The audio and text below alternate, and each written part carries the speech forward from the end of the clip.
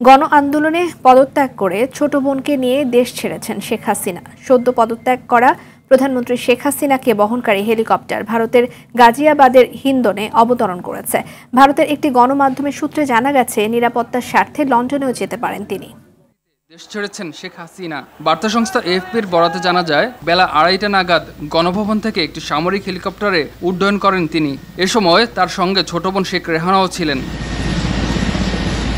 বিভিন্ন দেশীয় ও আন্তর্জাতিক গণমাধ্যম সূত্রে জানা যায়, শেখ হাসিনা ও তার ছোট বোন শেখ রেহানা নিরাপদ স্থানে চলে গেছেন।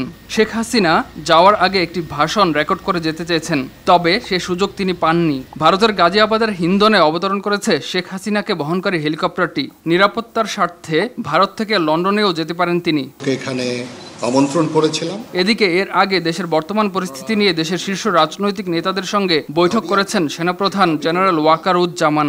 সোমবার দুপুরে সেনা সদর দপ্তরে এই বৈঠক হয়। শৃঙ্খলা ফিরিয়ে নিয়ে আসবে। জানা গেছে, বৈঠকে জাতীয় পার্টির সিনিয়র কো চেয়ারম্যান আনিসুল ইসলাম মাহমুদ, পার্টির মহাসচিব মজিবুল হক চুন্নু ও ঢাকা বিশ্ববিদ্যালয়ের আইন বিভাগের অধ্যাপক আসিফ নজরুল সহ অনেকে বৈঠকে অংশ নিয়েছেন। নিঃসন্দেহে আমরা একটা সুন্দর পরিণতির দিকে আমরা অগ্রসর হতে পারি।